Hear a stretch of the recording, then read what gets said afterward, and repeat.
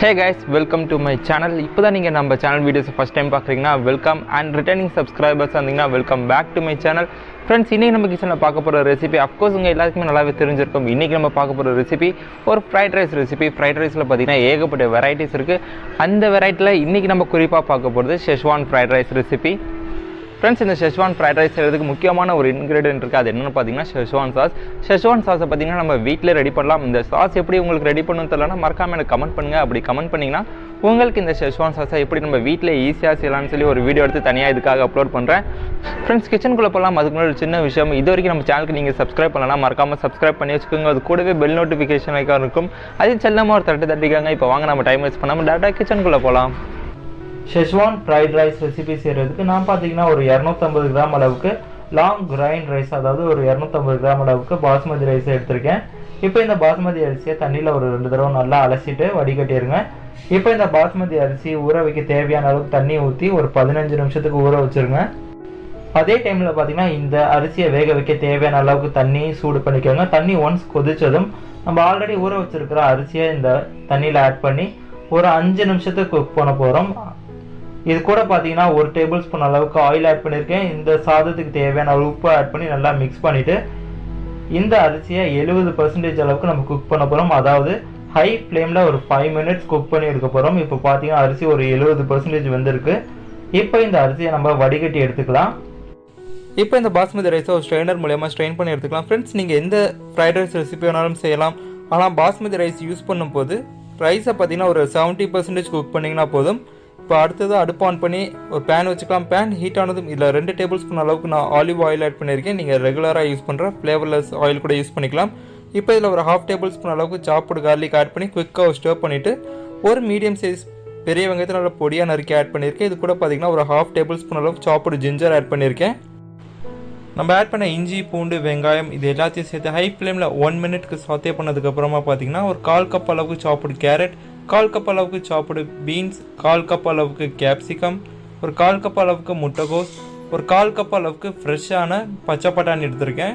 Frozen இல்லை, ஃப்ரெஷ்ஷான பச்சை பட்டாணி ஆட் பண்ணி சுகர் 1 டேபிள் ஸ்பூன் அளவுக்கு ஆட் பண்ணி ஒரு தடவை நல்லா மிக்ஸ் பண்ணிவிட்டு ஒரு 2 மினிட்ஸ்க்கு ஹை ஃப்ளேமில் வச்சு நம்ம சாத்தே பண்ணிக்கலாம் இந்த வெஜிடபிள்ஸை. இப்போ இந்த வெஜிடபிள்ஸுக்கு தேவையான அளவுக்கு உப்பு ஆட் பண்ணி நல்லா மிக்ஸ் பண்ணிக்கோங்க. இப்போ இந்த வெஜிடபிள் கூட ஒரு 1/2 டேபிள் ஸ்பூன் அளவுக்கு மிளகு தூள் ஆட் பண்ணியிருக்கேன். 1/2 டேபிள் ஸ்பூன் அளவுக்கு வினிகர் ஆட் பண்ணியிருக்கேன். இப்போ இந்த வெஜிடபிள் கூட 1/2 டேபிள் ஸ்பூன் அளவுக்கு நான் சோயா சாஸ் ஆட் பண்ணிக்கிறேன்.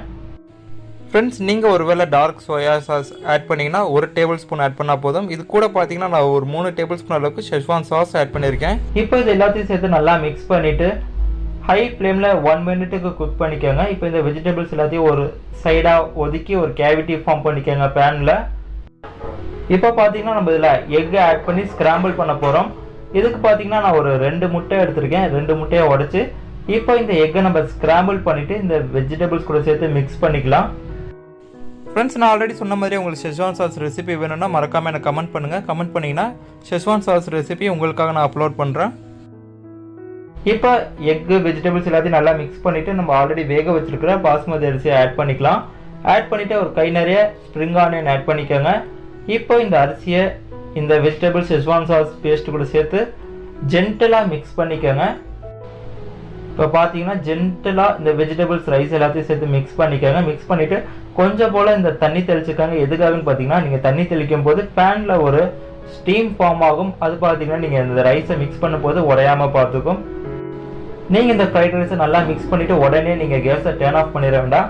ஹை ஃப்ளேமில் ஒரு 2 நிமிஷத்துக்கு வச்சுருங்க. அப்படி வைக்கும்போது அரிசி பார்த்தீங்கன்னா உங்களுக்கு கொஞ்சம் கேரமலைஸ் ஆகும், அதே மாதிரி கொஞ்சம் கிறிஸ்பியாகவும் இருக்கும். நீங்கள் உடனே கேஸை டர்ன் ஆஃப் பண்ணும்போது பார்த்தீங்கன்னா இது உங்களுக்கு ஒரு புலாவ் மாதிரி ஆயிடும். இப்போ பார்த்தீங்கன்னா நம்ம schezwan fried rice recipe ready ஆகிடுச்சு. ஃப்ரெண்ட்ஸ், இப்போ இந்த ஷெஸ்வான் ஃப்ரைட் ரைஸை ஒரு பிளேட்டுக்கு ட்ரான்ஸ்ஃபர் பண்ணி ஃபைனலாக மேலே கொஞ்சம் ஸ்ப்ரிங் ஆனியன் தூவி விட்டு கார்னிஷ் பண்ணிக்கோங்க. நம்ம homemade schezwan fried rice recipe ready ஆகிடுச்சு. இதை மறக்காமல் உங்கள் வீட்டு கிச்சனில் ட்ரை பண்ணி பாருங்கள்.